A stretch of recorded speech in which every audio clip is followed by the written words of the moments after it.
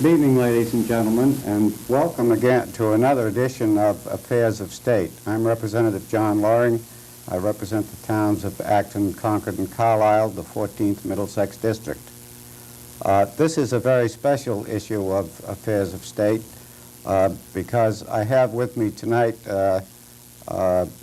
Ethan Berkowitz, who has been an intern in my office this summer, and I thought it might be interesting if we just sat down and talked about the kinds of things that Ethan has done for me this summer and the kinds of things that happen in the State House, and I'll be just asking him some questions, and he will be giving you a little idea of what it's like to be an intern at the State House in Boston.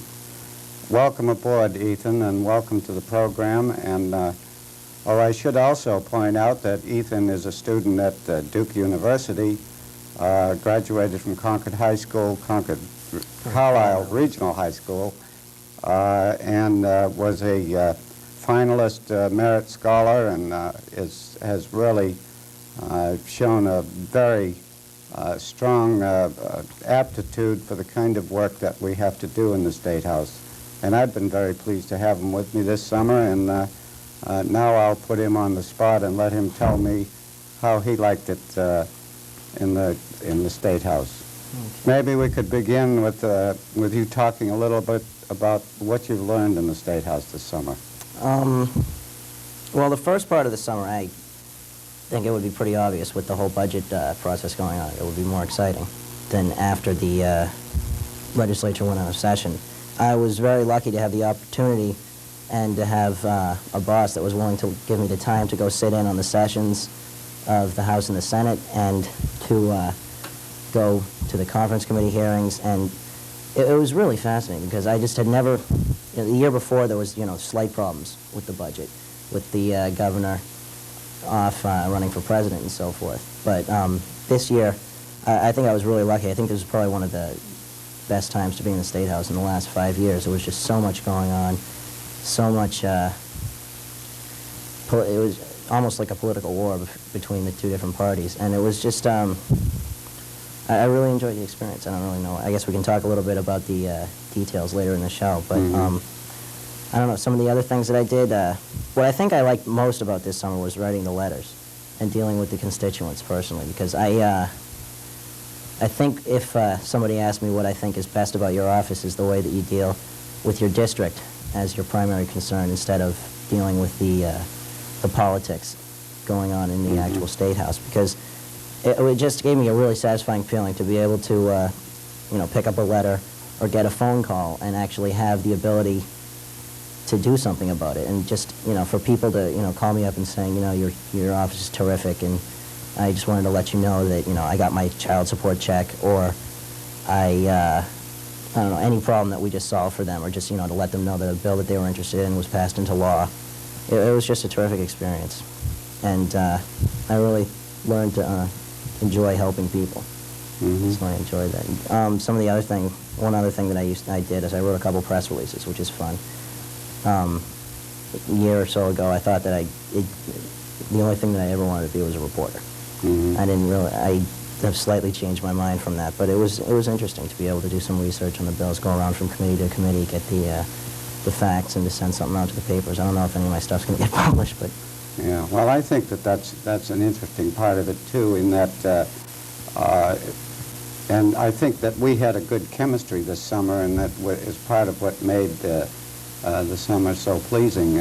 With you as an intern, we seem to be on the same wavelength, and very helpful to me to be able to just, for example, get a letter from a constituent, get a call from a constituent, and then just outline my point of view and my understanding of what the problem may be, and let you go ahead and actually put together the letter and put together my thoughts, and it worked out very well, and I was very pleased with that. I remember last year during the campaign, and incidentally, Ethan worked on my campaign during the last election as part of his desire to work on a campaign, but also as part of a program put in place by the social science department at Concord Carlisle. And while you were, at that time, when you first came aboard on the campaign, you were very skeptical, almost fatalistic about the future of the Republican Party in Massachusetts. Has your experience in the State House changed that at all? I think so, because early on, all you ever hear about Massachusetts when, political laymen, so to speak, are talking about is that Massachusetts is a one-party state, period.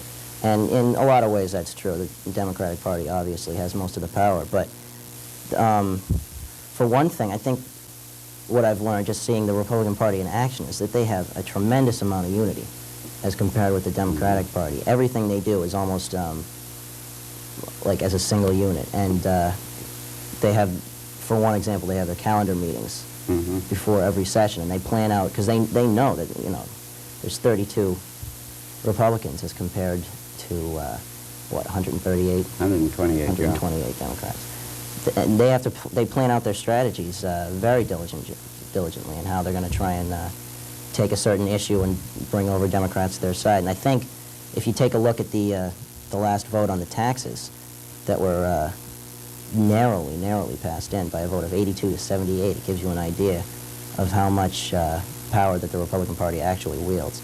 Another thing that gives me a little bit more confidence is that I think that the reason the Democrats have been able to stay in power for so long is because the state just has always had so much money to spend that the wasteful spending that we've seen over the last couple of years has never really been obvious, because it didn't hurt anybody, because we could afford to, pay off all the human services people, and anything that was in the budget we had the money for. And now, with the cutting back of taxes and so forth, we're also going to have to see a cutting back of spending, and it doesn't seem like they're willing to do it, or at least they weren't this year. So I think that the Republicans are going to see a lot more seats in the House, possibly a few seats in the Senate, because people are realizing that they're going to just have to cut back on taxing and spending. Yeah. Having worked both on the campaign and in my office, what similarities and differences did you see between these two portions of politics? Compare, for example, a campaign with a actual operation of an office functioning. Well, it was interesting. There were some similarities. There were a lot of there weren't very many similarities. There were really two completely different portions of government life. The only similarities that I can think of is that both of them do a lot of mailing.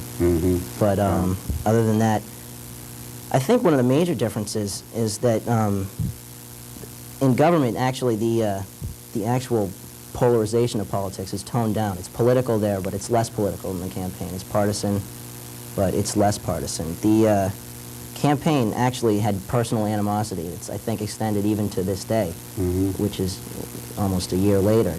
There's still hatred between the, I wouldn't say hatred, but a certain amount of dislike between the two parties that ran.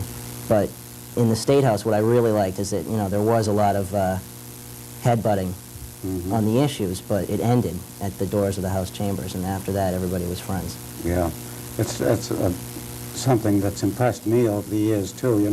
I would compare it to, and I'm not a lawyer, but what I see of lawyers, there'd be adversaries in a courtroom, one the prosecutor and the other defending, and they're fighting tooth and nail, and turn around a few minutes later and shake hands and go out to lunch.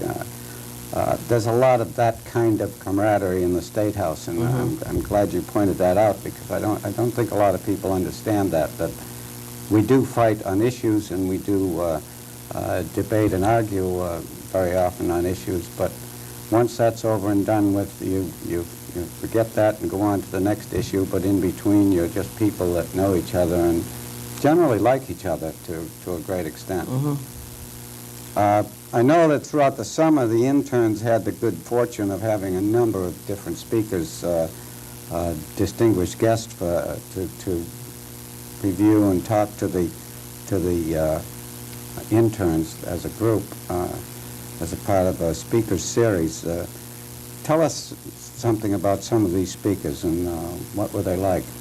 Well, we were really lucky. At first, I thought that it was going to be almost non-entertaining because they had laid out a, basically a one-party lineup. It was all Democrats, as far as I could see.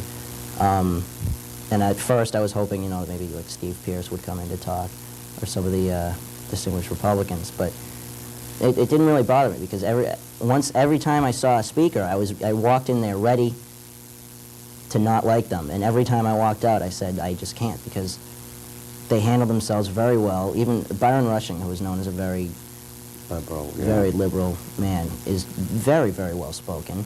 He wasn't overly flamboyant or anything. He was very calm, and he really laid his points out well. And I listened to him for about 45 minutes, and I found myself liking him. Same thing with Governor Dukakis, who I couldn't agree with on more than maybe one issue out of 150 or 200 major issues that have faced the State House in the last year. He talked to our group, and the issues that he was talking about, we did disagree from his speech and my thoughts, but he was a nice guy. And then I ran into him in the hall one day. He was just walking down the hall, and he took the time to say hi. And a lot of the people, the big people in the State House, Billy Bulger, the same thing happened to me with him, and he took the time to say hello to me in the hall. I walked up and introduced myself, and it was really comforting to just know that, at least on the state level, I don't know if it would be the same in the federal government, but the people that do have a lot of the power still have time to. Well, it's more of that, the same thing we were just talking about the camaraderie that comes about. I know I've sat down with the governor at least twice in the last 2 or 3 weeks talking about local aid. Just yesterday. Just yesterday, as a matter of fact. And he is a pretty nice guy, and, presents a pretty good case. We may not necessarily agree with it, but it's always a worthwhile kind of exercise in understanding each other. Although one summer is hardly enough time to learn of all the inner workings of the State House.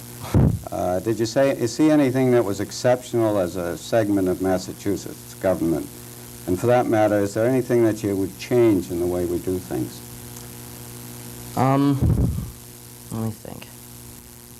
I think the best thing about the State House is, it sounds ironic because a lot of people complain about the mess that they're in up there and with mismanagement, but I think that the organization there for 10,000 bills are filed in the State House every year, and you never have a problem to go to the legislative documents room. You ask to find a bill, and they get it for you within 15 seconds. You call up the House clerk, or you look up on the computer, and you can find the status of the bill in like another 30 seconds. And things are just laid out, I think, in a very, very precise way. There's never, at least I didn't experience any 2 or 3 week delays that I think you'd find in the private sector if you were looking for a certain piece of information. And I was just really impressed with that. As far as changing something, I've always had a little bit I've had some reservations about the way that the Ways and Means Committee is run, because I just find it really frustrating that every time somebody asks about a bill, you read up on it, you do some research, you think, oh yeah, well that's a really good idea, maybe we should do some work on it,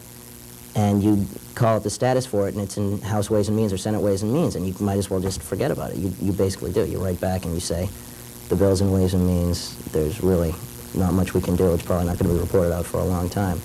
And I find it frustrating. Even bills that don't require funding get sent over there for some sort of a final approval. And I just think that I've always thought there must be some better way of determining whether or not it's a smart investment. Maybe if each committee handled its own financial matters for its, it had its own budget of how much the state could spend on that particular committee's work for a year, that things might get reported out a little bit quicker. Yeah. I don't know. Well, I guess I should comment a little bit on that. The Ways and Means Committee really is the spout of the funnel. And when you're talking about 8,000 to 10,000 bills a year, and many of them worthwhile bills, but many of them not very worthwhile bills. And, you talk about it goes to Ways and Means if it's got money attached to it or requires appropriation. Well, there's very few things that you can do or bills that you can pass that don't either directly or indirectly require money sometime in the future. Right. So the justification for sending it to Ways and Means becomes reasonable when you think of it in those terms. And also, it is a very large committee, 35 members, so Right. that it gets a much broader look at bills that go to them than the normal committees, which are 12 to 15 members. And it is a kind of a controlling committee in the State House, and from a political standpoint, it becomes a very important committee for your own performance as a legislator. If you know a committee's in Ways and Means, and you have a good relationship with the Committee on Ways and Means, you can go talk to them about it and perhaps get your bill reported out, or a group of you that have filed a bill can get your bill reported out. And it requires a little of the give and take that's normal in any kind of a feeding out process. And I think it's a good system. Obviously, no system is perfect, but and the politics do get in the way sometimes. But it also is a preventive kind of process. And perhaps I'm taking away from your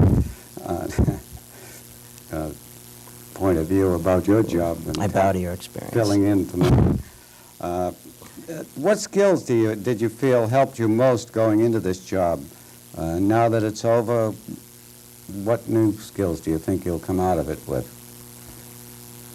Writing is definitely the best thing that anybody going into the State House should know how to do. Mm-hmm. 90% of what you're going to be doing that isn't grunt work is writing. The writing of the letters and the writing of the press releases is what made up the bulk of what I did this summer. Mm-hmm. And I always worked hard on my writing, because I've always felt that at some point in the future, whatever I do, I want to be doing some sort of writing, maybe write a book.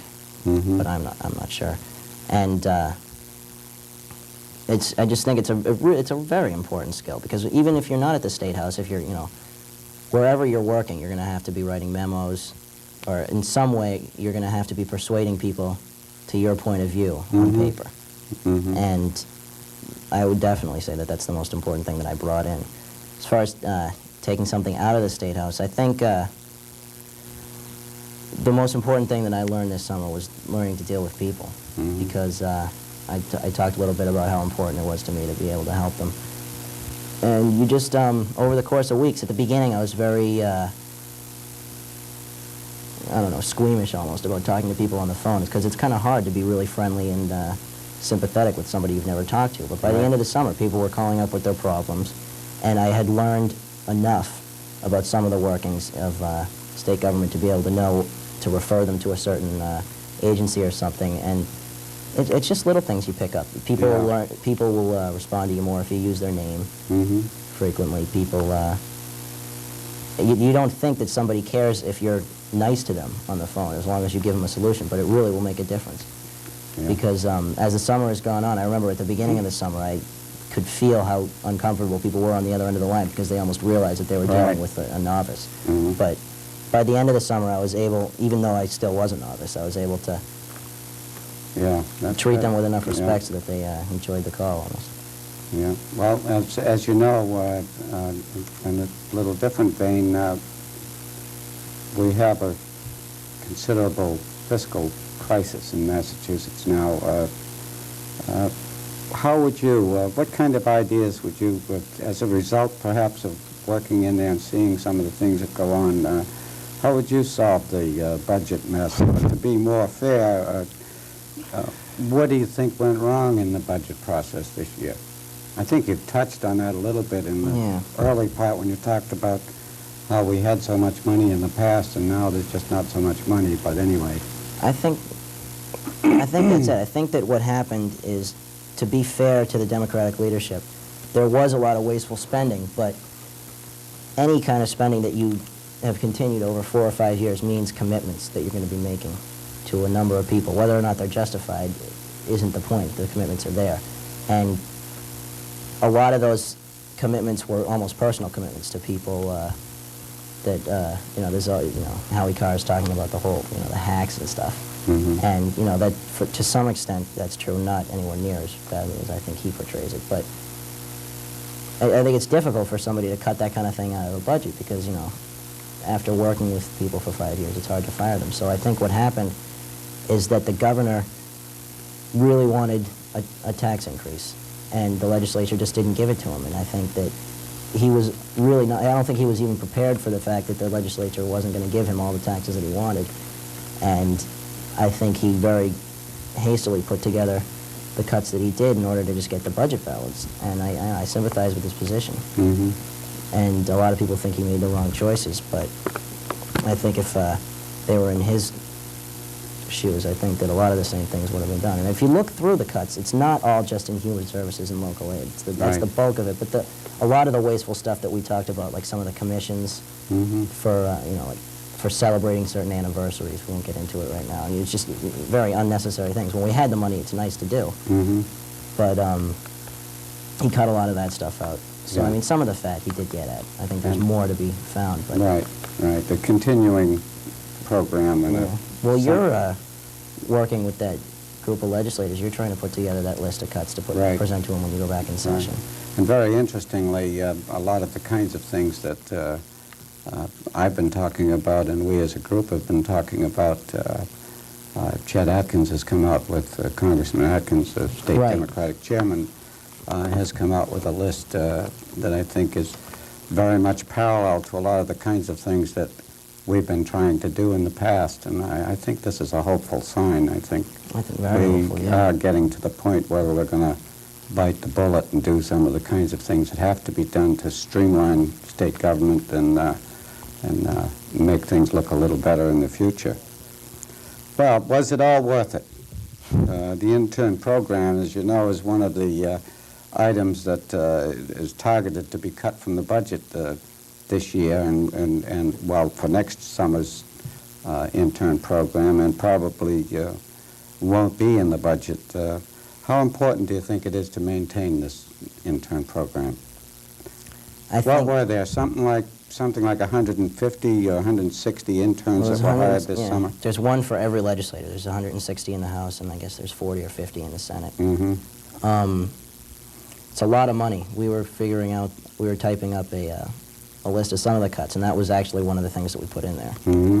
And it's $650,000 to spend on that program every year. And if it's at all possible to maintain it, I would. But it's a great education. It's a wonderful opportunity for anybody that is lucky enough to get an internship with any of the legislators. There's so much to learn. But I think that there are priorities, and if we can give up that money, or if we can give up that program to help, you know, house the homeless or care for the elderly, and I think, you know, we have to figure out what's most important to us. And, you know, you can, if you really think that the education is that important, you can volunteer in any one of the offices. I'm sure that they'd be happy to let you come in and do whatever work you could. Well, I think it's, what you've said is true, that it is an excellent program and should be continued, but is one of those programs that we can, when we have to cut back for a period of time, that's one of the programs that can be reasonably cut back. And perhaps we can reinstall it later on. And I know that even if it is cut out for next summer, that I will be soliciting for volunteers to come in and maybe work for 1 week internships on an unpaid basis as an educational function. And I think, as we've done through the years anyway, through the winter season and through the school year, we've had very often young people come in from the schools and volunteer for a week, and it's always been something that they've enjoyed, and I think they've learned something from it. If you could give one piece of advice to an intern next year, assuming we have them next year, what would it be? It's a tough one. One piece of advice. I would say don't come in with any sort of preconceived notions. When I came here, I was a real diehard conservative. You know, I felt, I mean, I'm almost embarrassed to think of it now, but, you know, it's like I felt someone can't take care of themselves, tough luck, unless in certain instances. But you learn things. There's just no doubt about it. You could not believe, any of the interns that are going to come in next year just won't even believe how much they don't know about politics and people Mm-hmm. and the state of Massachusetts. It's mind-boggling, the amount of information that's out there. Yeah. And you learn that you gotta make compromises. You have to care for people that need it. Mhm. Maybe not for the people that want it, but definitely for people that don't have homes, that can't buy food. Mm-hmm. There are certain important things out there that you really have to take care of. It really is an exercise in getting into the real world. Mm-hmm. It's nice to think of political theory, Yeah. and I think that that's something that people should study, but I think that the practical end of it means that both ends of the spectrum, the liberals and the conservatives, and I think that's what politics is all about. It's called the art of compromise. Right. And I've really seen a huge effort, I think, Mhm. at least when the State House was in session, to pull both ends of the spectrum together and come up with a reasonable compromise. Well, I think we've had a very good talk, and I thank you very much, and I've really enjoyed it. I've enjoyed having you working for me this summer, and if I have another one next summer, I hope he is as competent, as ready to learn as you have been this summer. Well, I appreciate the compliment. I can easily say that you're the best boss I've ever had to work for. So. Well, I'm your first boss. With that, I think that brings our program to an end today. Thank you very much for listening. I would like to suggest that, we've had programs, this is our fourth program, and Affairs of State, and we've had subjects like indoor air pollution, affordable housing, and transportation, and now this interview. I would like very much, if any of you constituents or people in the district are interested in a subject or would like me to have any specific guest on a specific subject, I'd very much like to hear from you and would be very pleased to try to put together a program that will meet your needs and your interests and the kinds of things that you would like us to talk about. Thank you very much, and good night.